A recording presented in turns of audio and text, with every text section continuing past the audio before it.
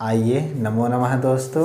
आज के इस YouTube चैनल में मैं आप सभी का स्वागत करता हूं। तो दोस्तों, पिछले वीडियो में हम सबों ने पढ़ा था वर्ण के बारे में, जिसके बारे में जो है वर्ण चैप्टर में हम लोग 2 वीडियो में पढ़ चुके थे। अगर आप लोग उस वीडियो को नहीं देखें तो इस वीडियो को देखने से पहले जो है जाकर उस वीडियो को देख लें, तो क्या होगा कि आपको समझ में ज़्यादा आएगा। वैसे भी ये हम लोग जो पढ़ने वाले हैं, आज का टॉपिक है हमारा उच्चारण स्थान। तो इसका पीछे से उतना तो ताल्लुका नहीं है, ठीक है। फिर भी अगर देख लें तो आपके लिए अच्छा ही होगा, ठीक है। तो इस वीडियो में हम लोग पढ़ेंगे उच्चारण स्थान के बारे में। उसमें पीछे वाले वीडियो में हम सबों ने पढ़ा सबसे पहले भाषा की व्युत्पत्ति कैसे होती है, फिर भाषा की कितनी इकाई होती है, उसमें भाषा की सबसे छोटी इकाई जो होती है उसको वर्ण कहते हैं। तो वर्ण क्या होता है, वर्ण के कितने भेद होते हैं, ठीक है। यानी कि हम लोग वर्णमाला के बारे में पढ़े। अब हम लोग जानते हैं कि वो जो वर्ण होता है उस वर्णों का उच्चारण कहाँ से होता है, और जिसका जहाँ से उच्चारण होता है उस स्थान को क्या कहते हैं, ठीक है। तो आइए हम लोग बिना समय व्यर्थ किए हुए चलते हैं उच्चारण स्थान सीखने की ओर। तो देखिए दोस्तों कि हमारे वर्ण का जो उच्चारण होता है तो वो तो स्वाभाविक सी है कि मुख से कुछ वर्ण का उच्चारण होता है, कुछ नाक से होता है, ठीक है। तो चलिए देखते हैं। सबसे पहले हमारे सामने प्रश्न आता है कि उच्चारण स्थान कहते किसको है। तो जिस वर्ण का उच्चारण जिस विशेष अंग से प्राणवायु के टकराने से होता है उसे उस वर्ण का उच्चारण स्थान कहते हैं। यानी कि हमारे मुख के जिन अंगों में प्राणवायु के टकराने से किसी वर्ण का उच्चारण होता है तो उस वर्ण के लिए वो स्थान उच्चारण स्थान कहलाता है, ठीक है। अर्थात जिस वर्ण का उच्चारण जिस विशेष अंग से प्राणवायु के टकराने से होता है, ठीक है, उसे उस वर्ण का उच्चारण स्थान कहते हैं, ठीक है। अब देखते हैं कि किसका किसका उच्चारण कहाँ से होता है। तो हम इसको सूत्र के माध्यम से पढ़ना चाहेंगे, ताकि क्या होगा कि आप लोगों को समझने में याद करने में कठिनाई ना हो और एग्जाम के समय जो है वहाँ पर आपसे कहीं भी दिक्कत ना हो। तो इस सूत्र को ध्यान से आप लोग समझ लें और याद कर लीजिएगा, तो एक भी उच्चारण स्थान जो है यकीन मानिए गलती नहीं होगी, ठीक है। तो सबसे पहले देखिए हमारा सूत्र, एक बार हम पूरे सूत्र को पढ़ देते हैं। अकुह विसर्जन्यानाम कंठः इचुईसानाम तालो ऋटुर्सानाम मूर्धा ऋतुलसानाम दंतः उपुपदमान्यानामोष्ठौ यमंगनानाम नासिका च एदैतुः कंठे तालु उदौतुः कंठोष्ठम वकारस्य दंतोष्ठम, ठीक है। अब हम इस सूत्र को समझते हैं कि आखिर इससे हम लोग कैसे वर्ण को निकाल सकते हैं। तो देखिए सबसे पहले शुरू में देखिए दोस्तों क्या है, ओ। शुरू में जो वर्ण आता है ना उसको हम लोग 2 लिखते हैं, क्योंकि देखिए हमारे संस्कृत में अगर देखा जाए ना तो संस्कृत में स्वर वर्ण के जो है स्वर वर्ण कितने होते हैं, 9 होते हैं। कौन कौन, ओ, हर्षई, हर्षऊ, रे, लिरी, ए, आई, ओ, औ, ठीक है, जो कि उच्च कक्षाओं में आप लोग पढ़ेंगे। अब प्रश्न आता है कि आ को क्यों नहीं माना जाता। तो संस्कृत में ओ और आ को समान माना जाता है, हर्षई दीर्घई को समान माना जाता है, इसीलिए उसको सवर्ण कहते हैं। क्या कहते हैं, सवर्ण कहते हैं। हर्षऊ दीर्घऊ को समान माना जाता है। तो देखिए यहाँ क्या, आह, तो ओ दे दिए, इससे सवर्ण क्या होता है, आ, वो दे दिए। उसके बाद जिसके नीचे हर्षऊ या दीर्घऊ लगा रहे हैं वो पूरे वर्ग ले लीजिएगा, ठीक है। तो ओ, आ, कु है तो क के नीचे क वर्ग ले लिया। अब आप लोग को पता होगा क वर्ग में कौन कौन आता है, क, ख, ग, घ, अंग, ठीक है। उसके बाद क्या है, हो, और विसर्ग का उच्चारण कंठ से होता है। क्या क्या बोले, शुरू में क्या है, ओ लिए, उसके बाद इससे इसका सवर्ण क्या होता है, आ, उसके बाद क्या है, कु, जिसके नीचे हर्षऊ रहेगा उसको पूरे वर्ग, तो अकु यानी कि क वर्ग, ठीक है। उसके बाद हो, और विसर्ग का उच्चारण कंठ से होता है। अब आपके पास प्रश्न आएगा कि किसका किसका उच्चारण कंठ से होता है, तो आप बोलिएगा ओ, आ, क वर्ग पूरे यानी क, ख, ग, घ, अंग, हो, और विसर्ग का उच्चारण कंठ से होता है, ठीक है। आप चाहे तो इस सूत्र के माध्यम से भी याद कर सकते हैं, और अगर सूत्र में कठिनाई हो तो आप जो है हिंदी में भी याद कर सकते हैं कि ओ, आ, क वर्ग पूरे, हो, और विसर्ग का उच्चारण कंठ से होता है। अब आइए दूसरा सूत्र सीखते हैं, क्या, इचुईसानाम तालु। तो देखिए जैसे कि पहले वाले सूत्र में लिए थे, शुरू वाले का दोनों लेते हैं, ठीक है। तो यहाँ हर्षई है तो हर्षई, इससे संबंधित दीर्घई भी ले लिए। जिसके नीचे हर्षऊ या दीर्घऊ, तो यहाँ चौ के नीचे तो क्या हो जाएगा, चौ वर्ग। उसके बाद क्या, यो, और क्या है तालब स्व, तो तालब स्व ये नाम सब में रहता है, सप्तमी विभक्ति लगती है, तो ये क्या हो गया तालब स्व का उच्चारण तालु से होता है। यानी देखिए शुरू में जो रहे उसका सवर्ण लेते हैं, ठीक है।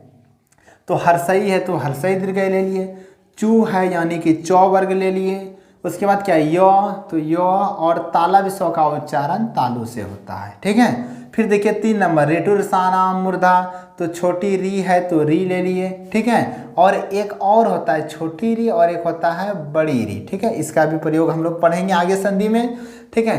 तो एक छोटी री, इसका सवर्ण बड़ी री, उसके बाद क्या है टू, टो में है तो ये टो वर्ग हो जाएगा टा ठा डा ढा ना, ठीक है। उसके बाद क्या है रॉ, तो रॉ ले लिए, और क्या है मूर्धन सौ, मूर्धन सौ, उसके बाद क्या हो जाता है ये नाम सब में रहता है, ठीक है।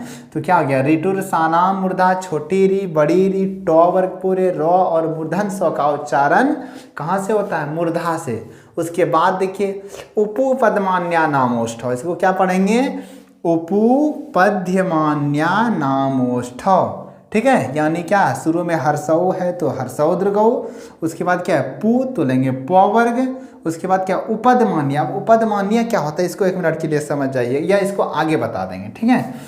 तो हर्षौ दीर्घौ, पू तो प वर्ग हो जाएगा जिसमें हर्षौ या दीर्घौ जुटा रहे, और उपदमान्य का उच्चारण ओष्ठ से होता है। आगे देखिए यमंगनानाम नासिका च, इसको देखकर आप लोग को लग रहा होगा कि ये तो प्रत्येक वर्ग का आगे आप लोग पढ़े होंगे चा छा जा झा या, देखिए ये अंतिम है प फ ब भ म का खा गा घा आंग, तो देखिए ये प्रत्येक वर्ग का 5वां अक्षर है, क्या है 5वां अक्षर, ठीक है। तो प्रत्येक वर्ग के 5वां अक्षर जैसे या मा गा ना, ठीक है। देखिए या मा गा ना का उच्चारण मुख से और नासिका से होता है। कैसे होता है तो इसको जब उच्चारण करेंगे या, देखिए नाक को बंद करके बोलिए या, तो देखिए नाक में हवा भर जाती है, ठीक है।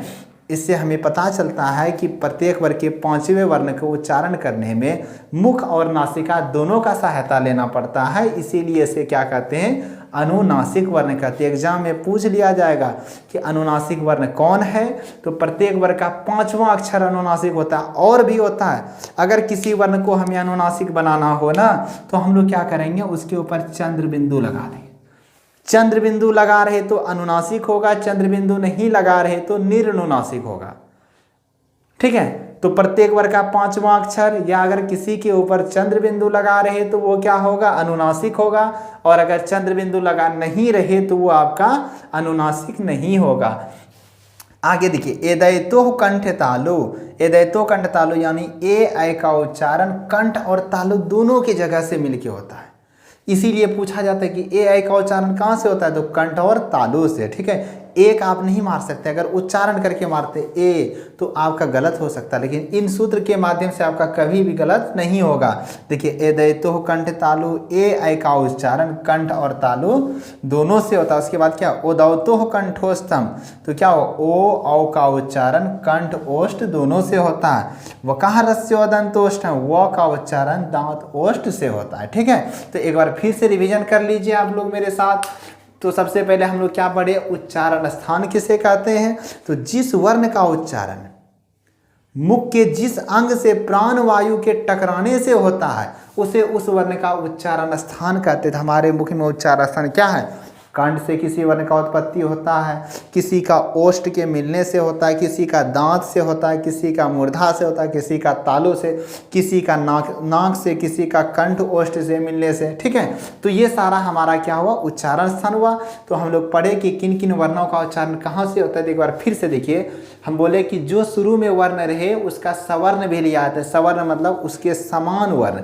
जैसे देखिए आपका अकुह विसर्जन्यानाम कंठ, इसको क्या पढ़ेंगे एक, इसको जो है जरूर आप लोग 2-3 बार पढ़िएगा मेरे साथ। बोलिए अकुह विसर्जन्यानाम कंठः, अकुह विसर्जन्यानाम कंठः, अकुह विसर्जन्यानाम कंठः। इचुईसानाम तालुः, इचुईसानाम तालुः, इचुईसानाम तालुः। ऋटुर्सानाम मूर्धा, ऋटुर्सानाम मूर्धा। लिर्तुल्सानाम दन्तः, लिर्तुल्सानाम दन्तः। उपुः पद्मान्या नामोष्ठौ, इसको क्या पढ़िएगा 2 भागों में तोड़ के पढ़िएगा।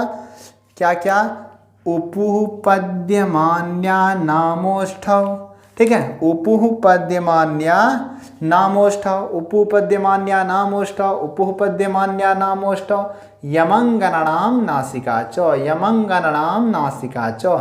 इसको क्या पढ़िएगा, एदैतोह कंठ तालु, एदैतोह कंठ तालु।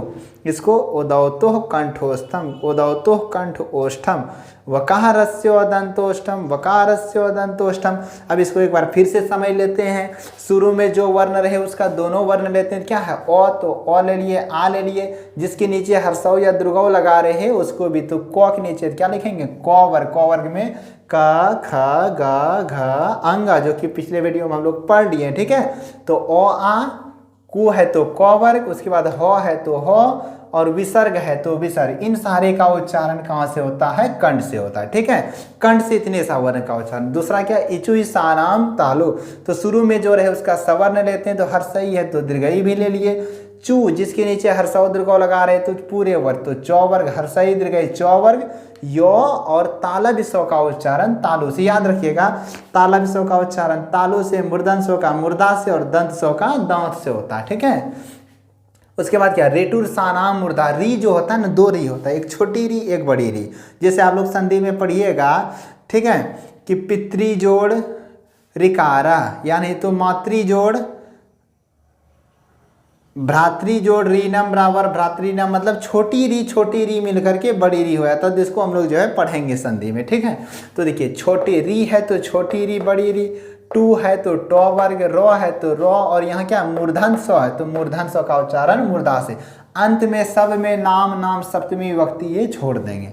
उसके बाद क्या आपका, लितुल सानाम दंता, तो लिरी का दीर्घ नहीं होता है, लिरी का दीर्घ नहीं होता है। ठीक है, तो लिरी का लिरी ही रहेगा, सवर्ण नहीं होता। उसके बाद तू है तो तो वर्ग ले लेंगे, लौ है तो लौ ले लिए। उसके बाद दंत स्व है तो दंत स्व का उच्चारण दांत से होता है। अर्थात लिरी तो वर्ग पूरे, लौ और दंत स्व का उच्चारण दांत से होता है।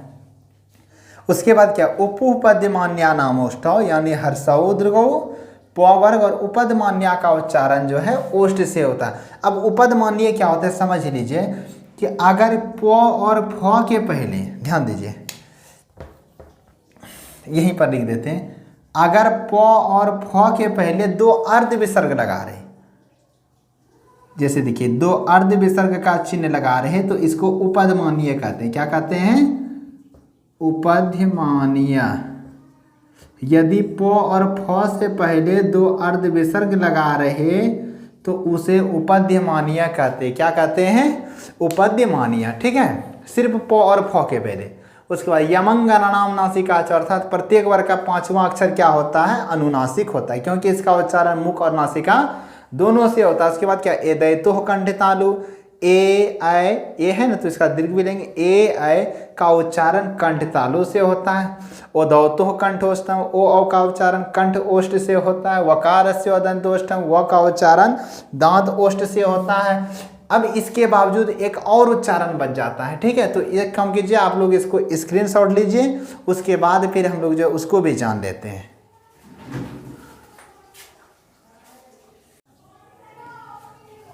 आइए दोस्तों, तो हम लोगों ने पढ़ा कि वो का उच्चारण कहाँ से होता है, दांत ओष्ठ से होता है। कहाँ से होता है, दांत ओष्ठ। इसके बावजूद एक और भी बच जाता है, नासिका अनुस्वारस, अर्थात अनुस्वार का उच्चारण नासिका से होता है। कहाँ से होता है, नाक से होता है। ठीक है, तो अगर ये सब आप लोगों को समझ में आ गया हो तो बस आज इतना सा ही। फिर मिलते हैं आप लोगों के साथ अगले वीडियो में, तब तक के लिए बहुत बहुत धन्यवाद।